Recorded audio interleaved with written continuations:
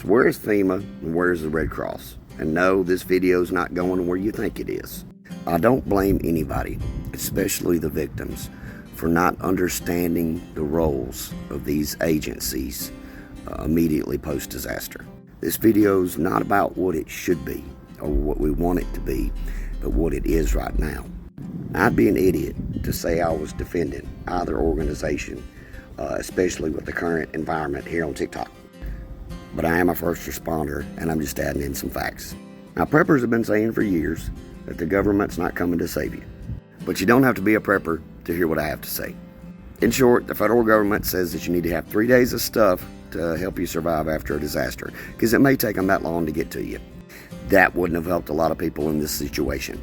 If you have any faith left in the federal government or FEMA, check out ready.gov. You can hate our government and still learn stuff on that website.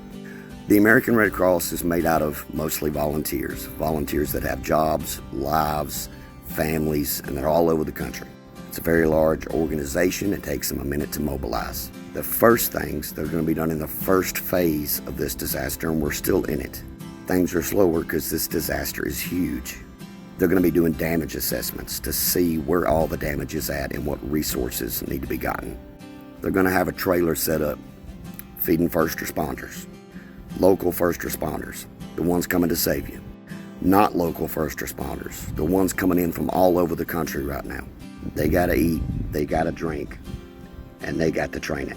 One of the major roles of the American Red Cross is setting up shelter operations. They are not going to be out canvassing neighborhoods this early. Not everybody at FEMA wears a FEMA jacket. And even if they were wearing FEMA jackets, you probably wouldn't see them. Some of them are in Washington working on this. A lot of them are at state emergency operations centers. In your hometown, in an incident command trailer with fire, EMS, law enforcement, public works. One of them's on the phone with the military getting resources. In most parts of this country, a 5-car pileup with multiple injuries would overwhelm any city fire department, any city or county EMS. This is 35 plus counties in North Carolina, the entire northeast part of Tennessee. I don't know if people realize how truly big the response is. Logistics, communications, chaplains, urban search and rescue, disaster medical assistance teams, medical examiners, coroners, canines, helicopters. It is easy for us to stand back and judge when we really don't know what's going on. Here's what we can do together to make it better next time. There has got to be a better integration between emergency responders and the general public wanting to help in large disasters. I think this disaster will change that. What can you do to help next time?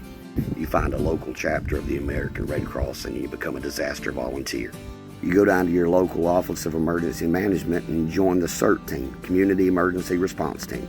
You pay attention to news articles about your local law enforcement, your ambulance service, and your fire department. I'm disappointed that I'm in this circle of just bad news all over TikTok, where there are dozens, maybe hundreds of heroic rescues going on right now. If any of that ruffled your feathers, it shouldn't have. We as emergency responders need to do better. We need to communicate better. But sometimes I feel like we're truly lost when we don't even trust our first responders anymore. And that's a damn shame. But that's why FEMA and the Red Cross are not knocking on your door right now. Just so you don't hate me, I'm a prepper, I lean conservative, and I'm totally a plausible conspiracy theorist, but I see what I see.